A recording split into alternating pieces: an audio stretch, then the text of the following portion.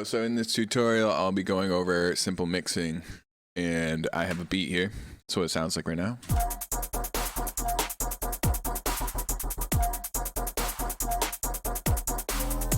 And so my technique is you get a multi-band dynamics and you put it on the kick, and then you solo out the sub frequencies.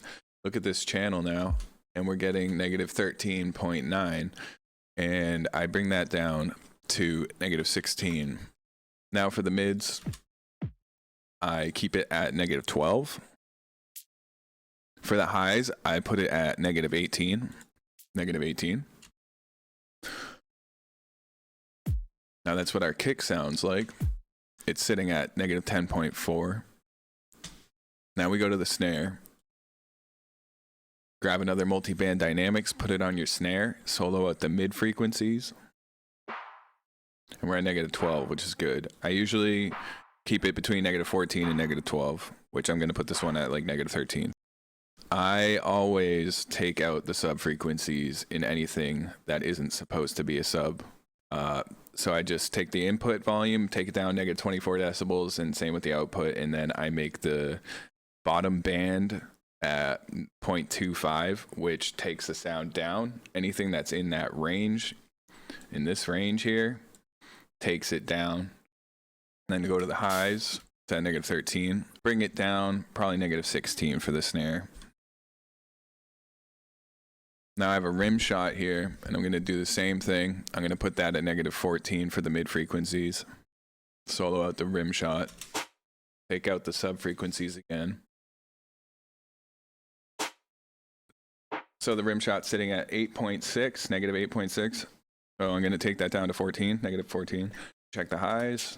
We're at 10.2. I'm going to take that down to 17, negative 17.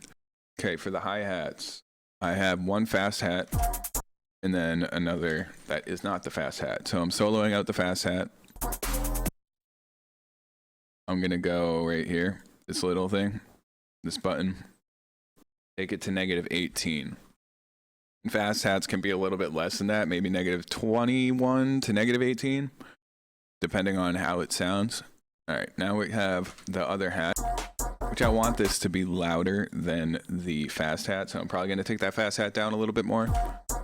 This hi-hat is going to be negative 18, and I'm going to take this down 2 more decibels, so 9.2. So now for the bass, I have soloed out this bass, and now I have put a multi-band dynamics on there, and I've soloed out the sub frequency. So now I'm going to make that negative 18. So you want your kick to be slightly louder than the sub. Negative 18. Mid frequencies, I'm going to put that at negative 14.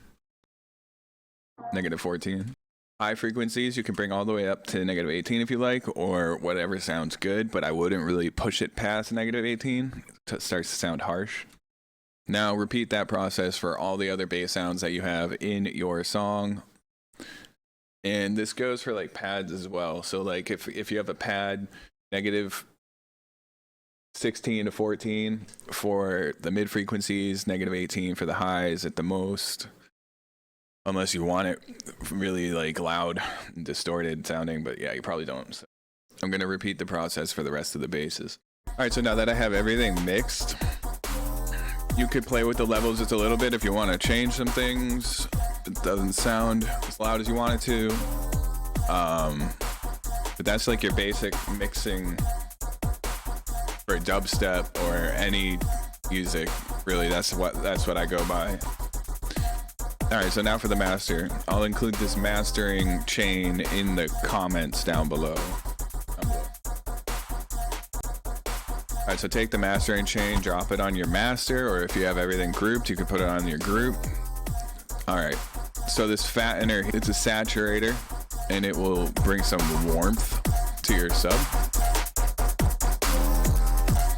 You don't want to push it too much. Like you could start to hear it distort, and then you can bring it back so you're not hearing it distort too much. But again, if you like that sound, go for it. All right, so now the gentle compression. You don't really want it pushing too much past like 5 decibels, because then you're cutting off like the transients or like the loud parts of the sound, you'll get rid of your dynamic volume if you compress it too much. So I'm gonna take this and put it around -10, -11.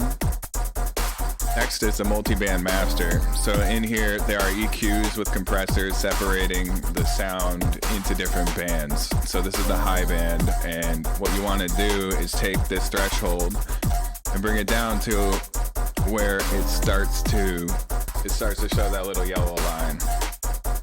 And again, what you're doing is you're taking off the loud part of the sound so you can compress it all and make it louder. Repeat the process for the rest, the mid, high mid, mid band, and everything, the low band.